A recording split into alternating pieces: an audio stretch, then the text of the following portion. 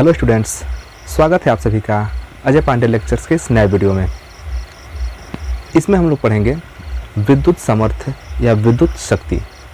देखिए, कोई भी विद्युत उपकरण है या विद्युत परिपथ है, तो जब किसी विद्युत उपकरण को विद्युत से चलाया जाता है या किसी विद्युत परिपथ में विद्युत धारा प्रवाहित की जाती है तो उसमें विद्युत ऊर्जा खर्च होता है। आप समझ रहे होंगे। जैसे मान लीजिए पंखा है, तो पंखे को जब हम बिजली से चलाते हैं तो बिजली खर्च होता है, या किसी भी परिपथ में जब हम धारा प्रवाहित करते हैं तो बिजली खर्च होता है। तो वही यहाँ पर कहा जा रहा है कि किसी विद्युत परिपथ में या किसी विद्युत उपकरण में जब हम उसका यूज करते हैं, विद्युत धारा प्रवाहित करते हैं, तो उसमें विद्युत ऊर्जा व्यय होती है। तो जो डेफिनेशन हमारा बनेगा विद्युत सामर्थ्य का वो ये होगा कि किसी विद्युत परिपथ में विद्युत ऊर्जा के जो व्यय होने की दर है, उस दर को हम क्या बोलते हैं? विद्युत सामर्थ्य बोलते हैं। विद्युत ऊर्जा के व्यय होने की दर का मतलब हुआ कि उस विद्युत परिपथ में जब भी विद्युत धारा प्रवाहित किया जा रहा है तो 1 सेकेंड में कितना ऊर्जा व्यय हो रहा है। देखिए, किसी विद्युत परिपथ में ऊर्जा के व्यय होने की दर को विद्युत सामर्थ्य या विद्युत शक्ति कहते हैं। कोई भी विद्युत परिपथ है, आप पंखा ले लीजिए या एलईडी बल्ब ले लीजिए, कोई भी उपकरण ले लीजिए जो बिजली से चलता है, तो उसको जब हम चलाते हैं तो उसको चलाने में 1 सेकेंड में, देखिए, विद्युत ऊर्जा के व्यय होने की दर, व्यय होने की दर का मतलब होता है 1 सेकेंड या एकांक समय। तो किसी भी विद्युत परिपथ में या विद्युत उपकरण में जब हम विद्युत धारा प्रवाहित करते हैं तो उसको चलाने में जो ऊर्जा खर्च होती है, और उसी ऊर्जा के व्यय होने की दर को हम क्या कहते हैं? विद्युत सामर्थ्य कहते हैं या विद्युत शक्ति कहते हैं।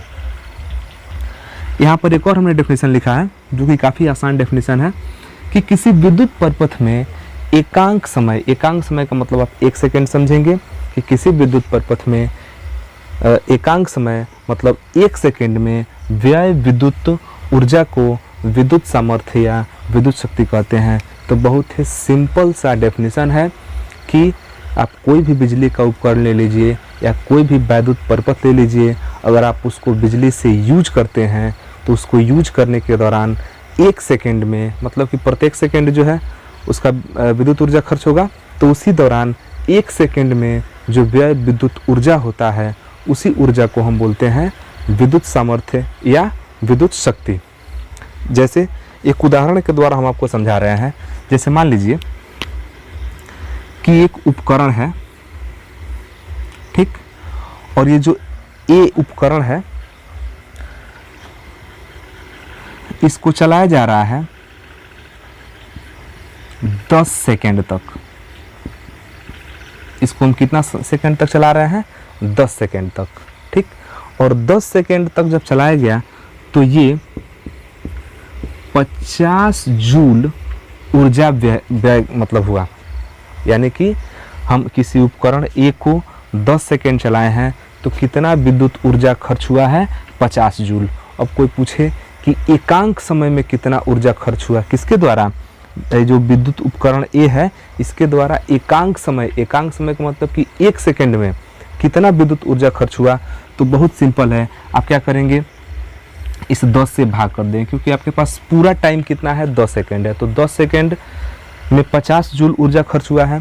तो अगर आप यहाँ पर 1 सेकेंड में जो ऊर्जा खर्च हुआ है उसको निकालेंगे तो बहुत सिंपल है, आप क्या करेंगे? 50 में 10 से भाग कर देंगे, ये कट जाएगा, आ जाएगा 5। माने आप कहेंगे कि 5 जूल ऊर्जा खर्च हुआ है। ध्यान दीजिएगा, 5 जूल ऊर्जा खर्च हुआ है कितना? प्रति सेकेंड। माने जो उपकरण ए को चलाया गया है 10 सेकेंड तक, तो उस 10 सेकेंड में 5 जूल प्रति सेकेंड ऊर्जा व्यय हुआ है। तो यही जो 5 जूल प्रति सेकेंड ऊर्जा है, जो व्यय ऊर्जा है, इसी को हम कहेंगे कि यह ए का क्या है? विद्युत सामर्थ्य है। तो बहुत ही सिंपल है कि किसी भी उपकरण द्वारा या किसी भी विद्युत परिपथ द्वारा 1 सेकेंड में जो ऊर्जा खर्च किया जाएगा, व्यय किया जाएगा, उसी ऊर्जा को हम कहेंगे कि उस का क्या है? विद्युत सामर्थ्य या विद्युत शक्ति है। तो उपकरण ए का सामर्थ्य कितना हुआ? 5 जूल प्रति सेकेंड।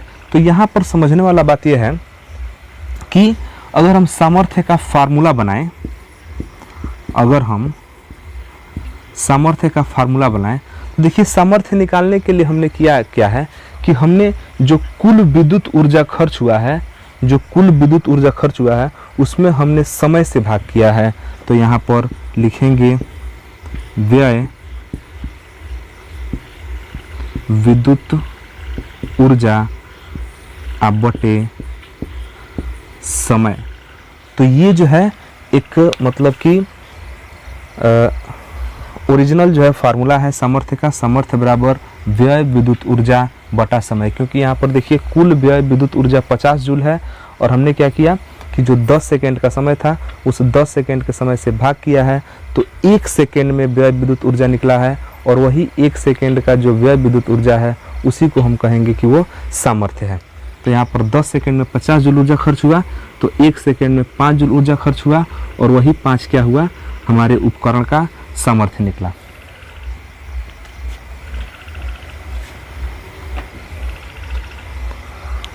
अब अगर हम बात करें इसके मात्रक की, तो इसका मात्रक समझिए।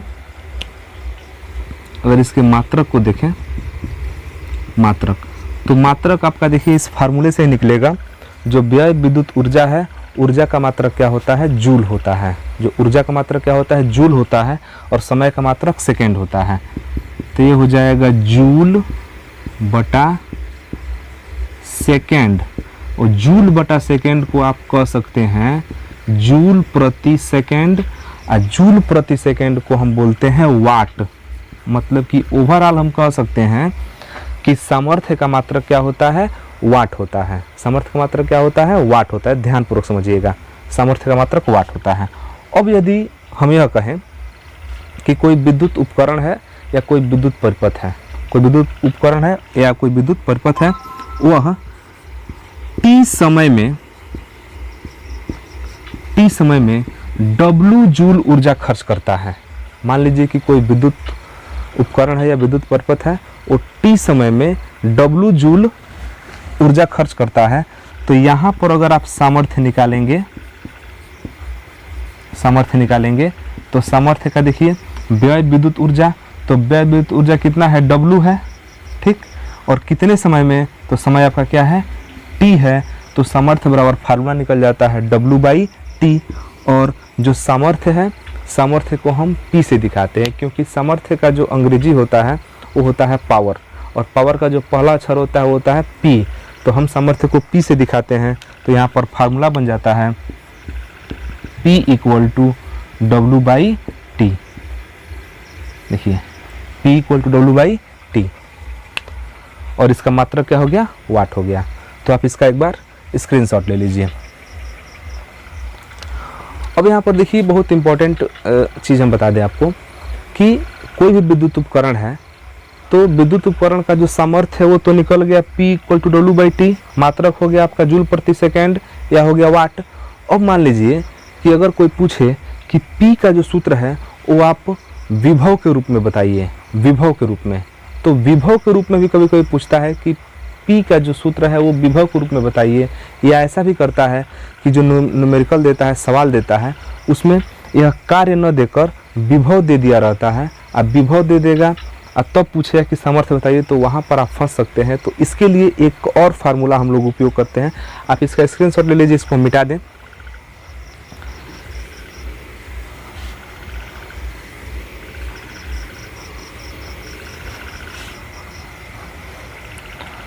तो यहाँ पर हम सीधे सीधे बात करेंगे P = W/T से आगे क्या। आप देखिए, तो हम लोगों ने फार्मूला क्या बना लिया, हम लोगों ने फार्मूला बनाया P = W/T, जहाँ पर W क्या है, किया गया जो व्यय विद्युत ऊर्जा है वो।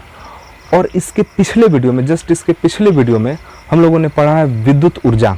तो विद्युत ऊर्जा के लिए हमने सूत्र बताया था वहाँ पर कि चूंकि विद्युत ऊर्जा जो W है, विद्युत ऊर्जा W है, इसका एक फार्मूला होता है V/Q। ध्यान दीजिएगा, विद्युत ऊर्जा का एक फार्मूला होता है W = V/Q। यदि जो आपका, जैसे मान लीजिए कि जो आपका उपकरण है या विद्युत परिपथ है वो V वोल्टेज पर काम कर रहा है, V वोल्टेज पर, तो उस समय जो व्यय विद्युत ऊर्जा होगा वो W इक्वल टू हो जाएगा V इंटू क्यू। तो यहाँ से अगर हम फार्मूला बना दें P का, तो फार्मूला देखिए W के बदले में क्या लिख देंगे, V क्यू और नीचे बटा क्या हो जाएगा T। तो ये जो सूत्र मिला ये भी सामर्थ्य का ही निकला, लेकिन किसके रूप में निकला, तो ये निकला विभव के रूप में। ठीक, ये निकल गया आपका विभव के रूप में। एक और आप फार्मूला पढ़े होंगे पुनः। जैसे मान लीजिए बिजली का उपकरण या विद्युत परपथ जो भी आप उपयोग कर रहे हैं, तो उसमें कुछ ना कुछ धारा तो बह ही रहा होगा और उस उपकरण का कुछ ना कुछ प्रतिरोध भी होगा। तो यदि हम मान लें कि उस परिपथ में I धारा बह रहा है, और उस परिपथ का जो प्रतिरोध है वो R है, तो हम एक और फार्मूला जानते हैं W का। पुनः W का हम एक और फार्मूला जानते हैं VIT। आप इसका पिछला वीडियो एक बार जरूर देखिए, क्योंकि पिछला वीडियो देखेंगे तभी ये चीज़ क्लियर हो पाएगा, क्योंकि वहाँ हमने इस चीज़ को बता दिया है। पुनः W का एक फार्मूला होता है V इंटू VIT, मतलब V into I into T। मतलब कि यदि उस विद्युत उपकरण में या विद्युत परिपथ में V वोल्टेज पर I धारा T समय तक प्रवाहित किया जाए, तो उस कंडीशन में जो व्यय विद्युत ऊर्जा होगा W वो हो जाएगा VIT। तो यदि हम W का मान VIT यहाँ रख दें, तब देखिए P का मान क्या बनेगा, VIT। W के बदले में VIT बटा नीचे क्या है T से T कैंसिल, तो P का फार्मूला बना V इंटू I। तो ये भी एक P का फार्मूला निकल गया। ये किसके रूप में निकला, ये निकला विभव और विद्युत धारा I के रूप में। ठीक, चलिए अब समझते हैं। यदि हम यह मान ले कि जो विद्युत उपकरण है या विद्युत आपका परिपथ है उसका प्रतिरोध I है, तो एक और सूत्र आप लोग पढ़े होंगे W के लिए, W पुनः W इक्वल टू क्या पढ़े हैं, I स्क्वायर RT। यदि जिस विद्युत उपकरण में आपका जो विद्युत धारा बह रहा है उसमें I धारा बह रहा हो, उसका प्रतिरोध R हो और विद्युत धारा को T समय तक प्रवाहित किया जाए, तो उस कंडीशन में जो व्यय विद्युत ऊर्जा होता है W इक्वल टू होता है I स्क्वायर RT। ये सारा फार्मूला हमने पिछले वीडियो में बता दिया है, लिंक जो डिस्क्रिप्शन में हम दे देंगे, वहाँ से आप उस वीडियो को जरूर देखिएगा, तभी यहाँ से जो अच्छे से समझ में आएगा। तो W इक्वल टू एक फार्मूला होता है I स्क्वायर RT। अब इस W को पुनः हम ले आके P में रखें, तो P इक्वल टू देखिए I स्क्वायर RT, W के बदले में हो गया I स्क्वायर RT, अब बटे हो गया T, फिर T से T कटेगा और P का फार्मूला मिलेगा I स्क्वायर इंटू R। मतलब कि ये जो सामर्थ्य का सूत्र मिला वो मिला विद्युत धारा और प्रतिरोध के रूप में। तो ये सामर्थ्य का जो है फार्मूला अलग अलग रूपों में हमको यहाँ पर मिल रहा है।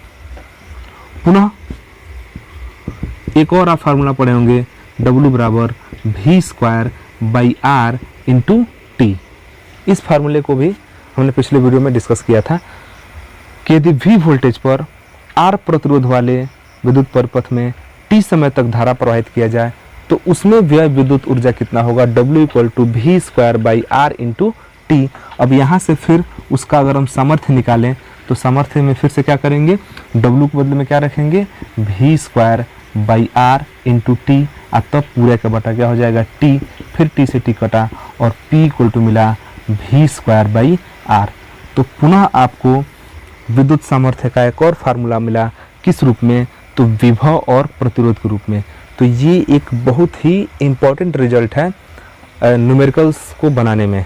न्यूमेरिकल्स जब आप सॉल्व करेंगे तो वहाँ पर इन सूत्रों का बहुत ही ज़बरदस्त उपयोग किया जाएगा। अब अगर पुनः समझ लीजिए कि जो P होता है सामर्थ्य होता है W बाई T, और W का एक फार्मूला होता है V इंटू क्यू। तो हम क्या किए कि W के बदले में V इंटू क्यू बस यहाँ पर रख दिए हैं, तो V क्यू बटे T हो गया। T वही चीज़ है नीचे वाला। तो ये जो सामर्थ्य है वो निकला विभव, आवेश और समय के रूप में। पुनः एक फार्मूला होता है W इक्वल टू VIT। तो फिर हम W का मान क्या रख देंगे, VIT। हमने रख दिया VIT, नीचे वाला T वही है, T से T कट गया, P इक्वल टू हो गया VI। उसके बाद एक और W का फार्मूला होता है विद्युत ऊर्जा का कि I स्क्वायर RT। तो फिर हम क्या करेंगे, W के बदले में हमने रखा I स्क्वायर RT, नीचे का बटा T, टी से टी कैंसिल, तो I square into R, I square into R. एक और यहाँ से फार्मूला मिला।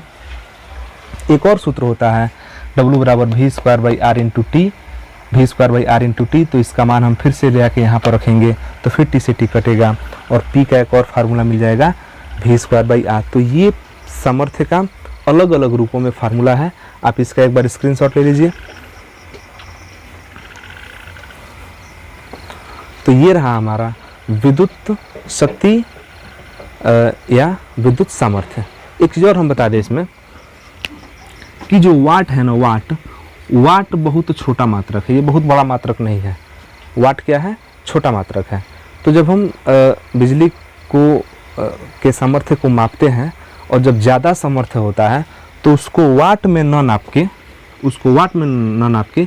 किलोवाट में नापते हैं या मेगावाट में नापते हैं। ध्यान समझिएगा, किलोवाट में नापते हैं या मेगावाट में। जैसे मान लीजिए कि 1 किलोवाट, हम पूछें कि 1 किलोवाट बराबर कितना होगा, तो इसका होता है 1000 वाट।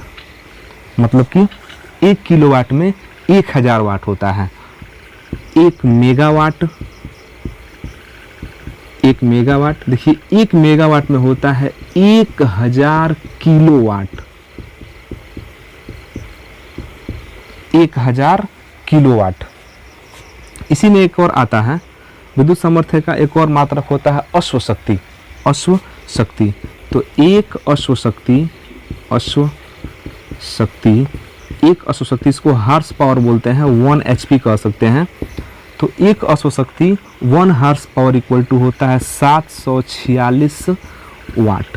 तो ये जो है कुछ सामर्थ्य के बड़े मात्रक हैं, जो कि सवाल जब आप बनाएंगे तो वहाँ पर बहुत ही ज़्यादा ये सहयोग करेंगे। 1 किलोवाट बराबर 1000 वाट, 1 मेगावाट बराबर 1000 किलोवाट, एक अश्व शक्ति बराबर 746 वाट।